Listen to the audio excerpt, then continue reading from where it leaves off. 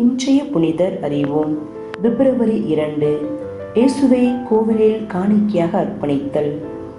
ஆண்டவரை காணிக்கையாக அர்ப்பணித்தல் என்பது விவிலியத்தில் குழந்தை இயேசுவை அதன் பெற்றோர்கள் யோசேப்பும் மரியாவும் எருசலேம் தேவாலயத்தில் மோசேயின் சட்டப்படி ஆண்டவருக்கு அர்ப்பணித்த நிகழ்வினை குறிக்கும். இது பிப்ரவரி 2 அன்று ஆண்டுதோறும் விழாவாக கொண்டாடப்படுகின்றது. கிழக்கு திருச்சபையில் உள்ள 12 பெரு விழாக்களில் இதுவும் ஒன்று. இவ்விழாவில் திருப்பலிக்கு முன்பு எரியும் மெழுகுதிரிகளோடு பவனியாக ஆலயத்திற்குள் மக்கள் வருவர். இங்கிலாந்து திருச்சபையில் இவ்விழா பிப்ரவரி 2 அல்லது ஜனவரி 28 முதல் பிப்ரவரி 3 வரை இடையில் வரும் ஞாயிறன்று கொண்டாடப்படுகிறது. கத்தோலிக்க திருச்சபையில் இயேசுவை கோவிலில் அர்ப்பணித்த நிகழ்வு ஜெபமாலையின் மகிழ்ச்சி நிறை மறைபொருள்களின் 4ஆம் மறைபொருள் குழந்தை இயேசு கோவிலில் அர்ப்பணிக்கப்படுதல். ஆண் தலைப்பேறு அனைத்தும் ஆண்டவருக்கு சொந்தம் என்ற பழைய ஏற்பாட்டு வரிகளுக்கு ஏற்ப குழந்தை இயேசுவை கோவிலில் அர்ப்பணித்தனர். அது ஒரு சாதாரண சடங்காக இருந்த போதிலும் அதை மரபு மாறாமல் கடைபிடித்து வருகின்றனர்.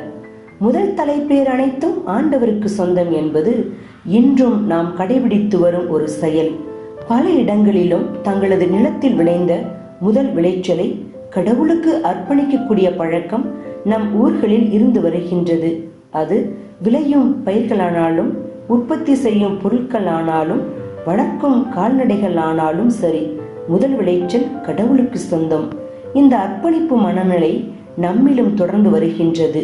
அது நீடித்து நிலைக்க அருள் வேண்டுவோம். யோசேப்பும் மரியாவும் சட்ட திட்டங்களுக்கு கீழ்ப்படுகின்றனர்.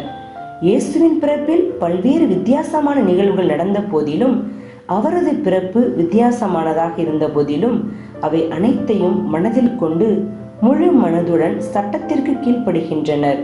முழு மனதுடன் தங்களது முதல் குழந்தையை கடவுளுக்கு அர்ப்பணிக்கின்றனர். தங்களால் இயன்ற காணிக்கை பொருள்களை ஆலயத்தில் செலுத்தி தங்களது கடமைகளை நிறைவேற்றுகின்றனர். அவர்கள் சட்ட திட்டங்களுக்கு கீழ்ப்படிந்ததால் தான் கடவுளின் திருவுளத்திற்கு கீழ்ப்படிந்து மீட்பரை மகனாக பெறும் பேற்றினை பெற்றார்கள். நாமும் கடவுளின் திருவுளம் எது என தெரிந்து நிறைவேற்ற முயல்வோம். சிமியோன் மற்றும் அன்னா இருவரும் தங்களது வாழ்நாளை மீட்பரின் வருகைக்காக காத்திருப்பதிலேயே செலவு செய்தனர். என்றாவது ஒரு நாள் மீட்பரை காண்போம் என்று நம்பினர். அதுபோல கண்டுகொண்டனர். எருசலேம் தேவாலயத்தில் பல்வேறு விதமான மக்கள் இருந்த போதிலும் மீட்பரை காண வேண்டும் என்று ஆவலோடு இருந்த சிமியோன் அன்னா என்னும் இருவரும் குழந்தை இயேசுவை மீட்பராக கண்டு கொள்கின்றனர். தங்கள் கண்டுகொண்ட மீட்பை மகிழ்ச்சியோடு அறிவித்தனர். இந்த திருவிழா தொடக்க காலத்தில் கன்னிமரியாவின் தூய்மை சடங்கு விழா என்றும் அழைக்கப்பட்டது. குழந்தை பிறந்த பிறகு ஒரு பெண் சில சடங்குகளை செய்ய வேண்டி இருந்ததால் இவ்வாறு அழைக்கப்பட்டது. இயேசுவை ஆலயத்தில் காணிக்கையாக ஒப்பு கொடுத்த நற்செய்தி பகுதியை அடிப்படையாக கொண்ட இவ்விழா கிறிஸ்து பிறப்பு விழாவிற்கு அடுத்த 40 நாட்களில் கொண்டாடப்பட்டு வருகிறது. தொடக்கத்தில் இந்த திருவிழாவானது கிபி 400ஆம் ஆண்டிலே எருசலேமில் கொண்டாடப்பட்டது. அதன் பிறகு 5ஆம் நூற்றாண்டில் இந்த விழா சிறப்பாக கொண்டாடப்பட்டதாக மற்றொரு வரலாறு கூறுகிறது. பின்பு ஒளி பவனையும் இத்தோடு இணைக்கப்பட்டது.